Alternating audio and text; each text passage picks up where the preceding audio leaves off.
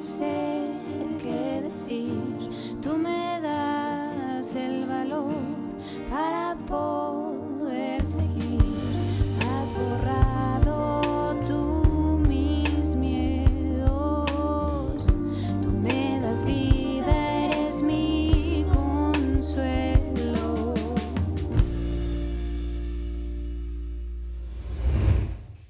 ¿Alguien recuerda en los Olímpicos al equipo mexicano de tiro con arco?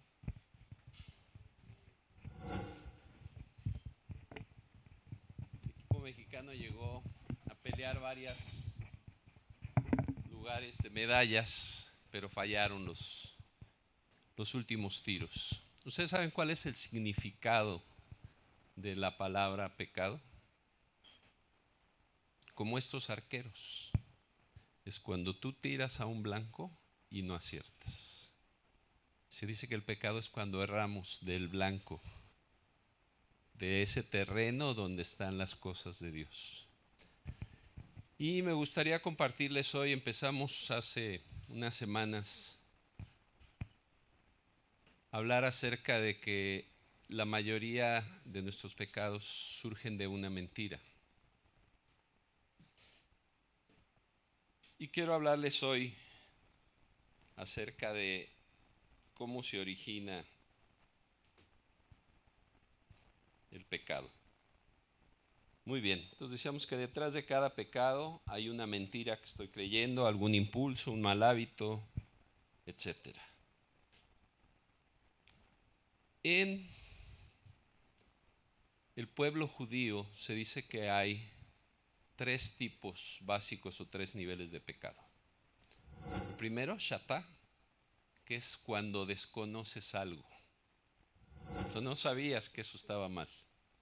O no conoces lo que sí es correcto y entonces pecas. Hay otro que se llama peshá, que es por ir probando. Bueno, a ver, voy a hacer esto y después te das cuenta que estuvo mal.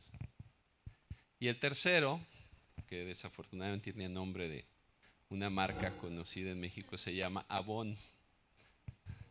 Y ese es cuando ya lo haces con intención, con cierta maldad. ¿Sí? Y de cada uno de estos hay niveles. Oseas, el profeta Oseas, escribe en su libro y dice que el pueblo de Dios fue cautivo y destruido muchas veces porque le faltó conocimiento. Entonces a veces los creyentes, sin darnos cuenta, pues la regamos porque no conocemos algunas cosas. ¿De acuerdo? Y además hay tres enemigos claves del creyente que seguramente ya han compartido aquí y sería bueno entrar después al tema. Se dice que los tres enemigos básicos del creyente son el diablo, el mundo y la carne. ¿Están de acuerdo? ¿Qué significa diablo? Acusador. Y la Biblia dice que es padre de toda mentira. Es decir, cada que hay una mentira por ahí circulando, tú puedes buscar y en la etiqueta dice Made in Hell. O sea, la fabricaron allá.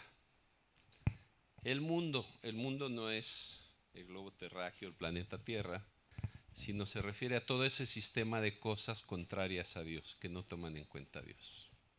¿Sí? Si no eres guapo, si no eres bonita, no la haces. Si tienes esto, vas a ser más feliz. Todo ese sistema de cosas. Ese es el mundo. Y nuestra carne es la parte no madura, la parte que tiende al impulso, al pecado.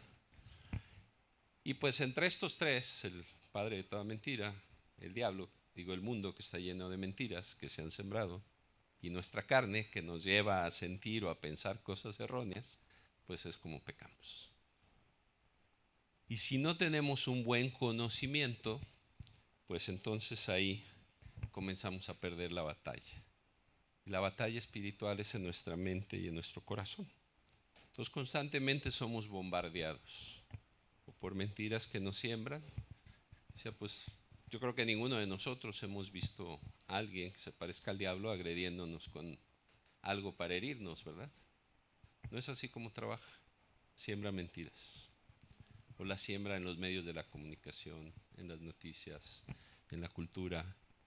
Y nosotros venimos aquí 2 horas que son de gran bendición, pero estamos toda la semana siendo bombardeados por las mentiras que hay allá afuera.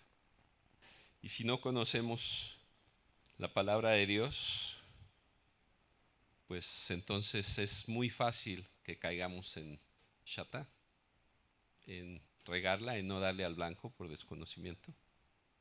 O a veces, sin darnos cuenta, estamos tratando algo que es contrario a lo correcto, a lo bueno, a lo santo, y pecamos, ¿no? Peshá. Vamos a leer Romanos 12:2.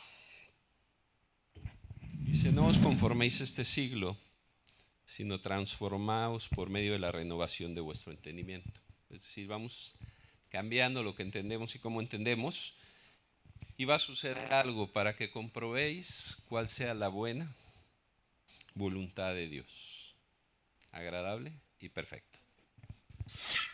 Entonces, bueno, el mundo trata de conformarnos a sus ideas, el diablo trata de engañarnos, nuestra carne quiere vivir en los sentimientos, en los impulsos. En el mensaje que me tocó, que tuve el privilegio de compartir hace unas semanas, hablaba de cambiar nuestra forma de pensar y cambiar nuestra forma de vivir. Y hay una serie de terrenos en donde nos conviene cambiar nuestra forma de pensar. Acerca de Dios, hoy vamos a hablar de esto.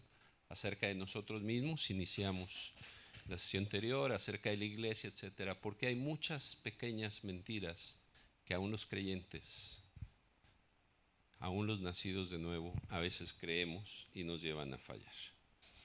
Y bueno, algo que se ha estado repitiendo aquí en la iglesia es lo que dice en diversos versículos, pero especialmente en Juan 8:32, que cuando tú y yo conocemos la verdad, somos libres.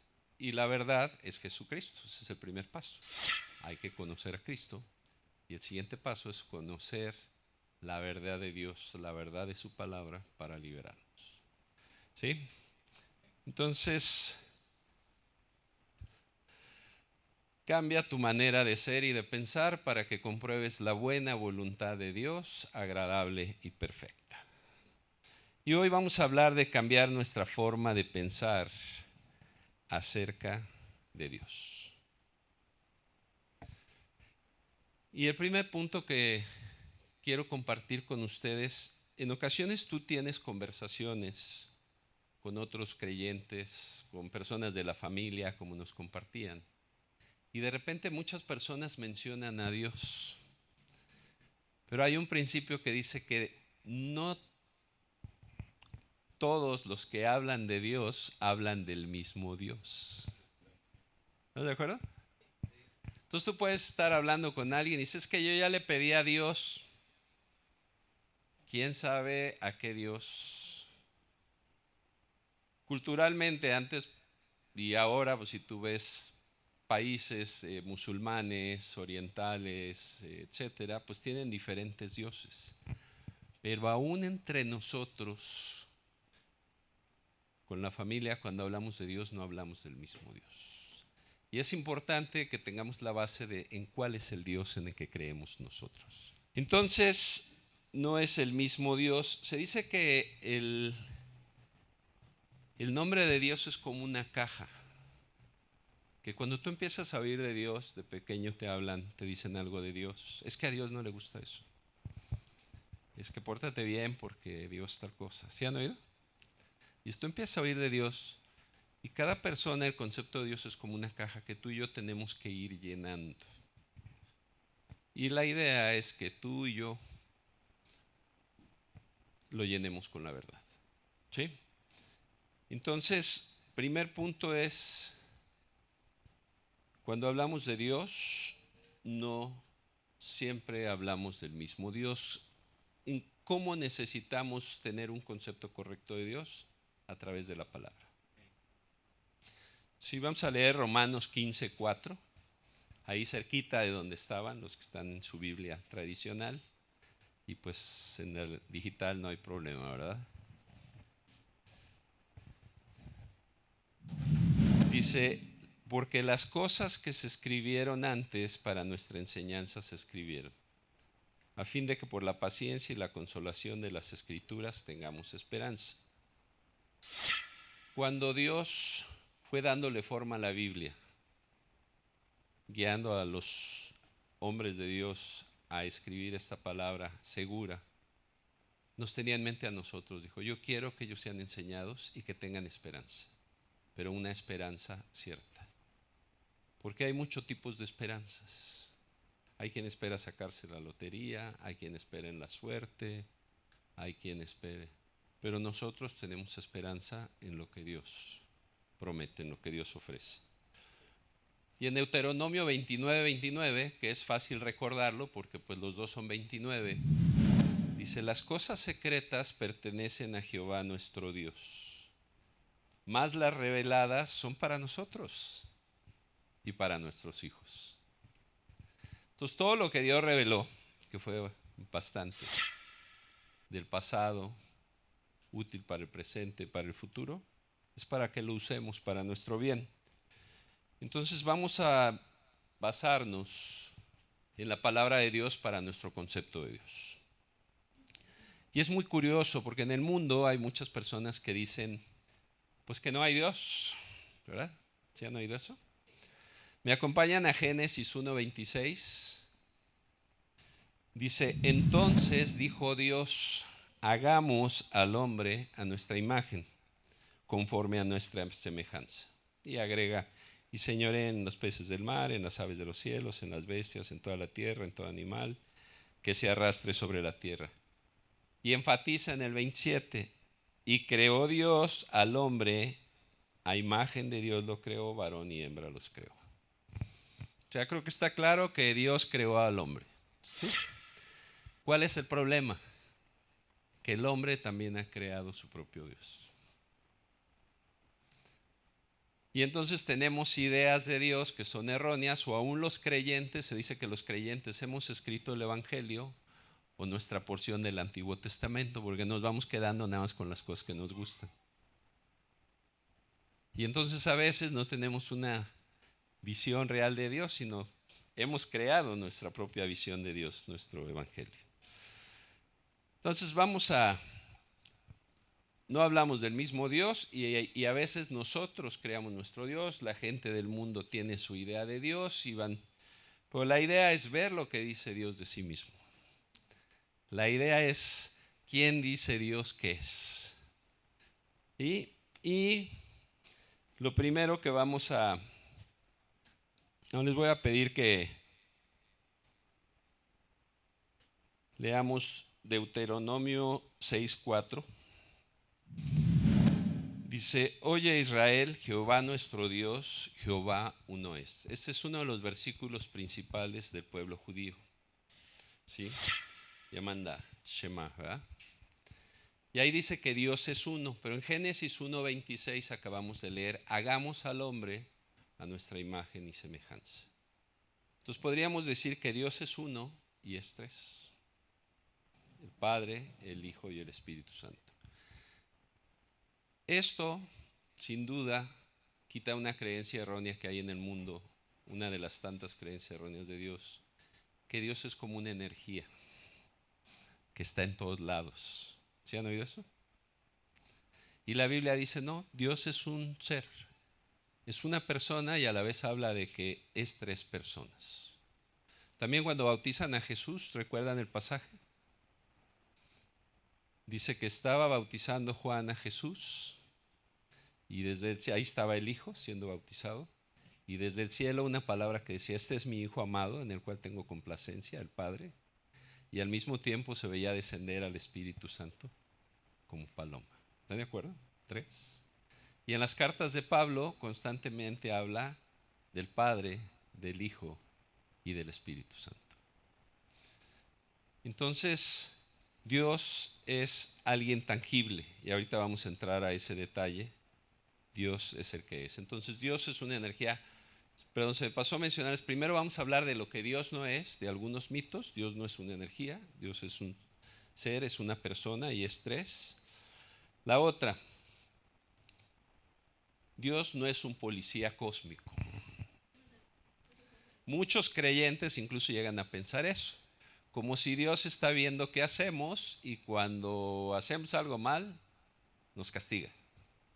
¿Sí? ¿Alguien ha oído eso en su vida? Muchos crecimos de chicos oyendo eso. Alguna vez tuve la oportunidad de ir a Roma y de subir a una catedral ahí muy famosa que hay, y me impresionó que el guía, cuando estaba arriba señalando todas las esculturas que están alrededor, me dijo: ¿se dan cuenta cómo se parecen las esculturas a los dioses romanos y griegos? Y dice: la religión tradicional está permeada por todos los cultos que le precedían. Y para ganar adeptos, pues ponía figuras que eran muy similares a ellas. Y ese Dios que castiga, incluso yo cuando escuché eso empecé a recordar de lugares a donde iba, templos. Y muchas imágenes eran unas nubes, un Dios arriba, sentado en un trono. Son muy parecidas a la de Zeus, con un rayo queriendo castigar a los que se portaban mal. ¿Sí se acuerdan de eso? Sin embargo, muchos creyentes piensan que Dios se está cuidando y Él no quiere que te diviertas, que Él no quiere que disfrutes la vida, que te está checando y cada que te equivocas te castiga. Y a veces muchos creyentes traemos culpa porque pensamos que hicimos algo y que Dios nos está castigando. Pero la Biblia dice que Dios es amor. Ciertamente, conforme a los principios del reino, a lo mejor algo que sembramos lo cosechamos, pero no es porque Dios te esté viendo y diga: le voy a hacer algo, lo voy a castigar. Hace años leí un libro donde empecé a ver estas cosas que me llamó mucho la atención porque dice, el título es No dejes tu cerebro en la puerta, y está dirigido a creyentes. Dice que Dios quiere que lo adoremos con todo el corazón, con todo el alma,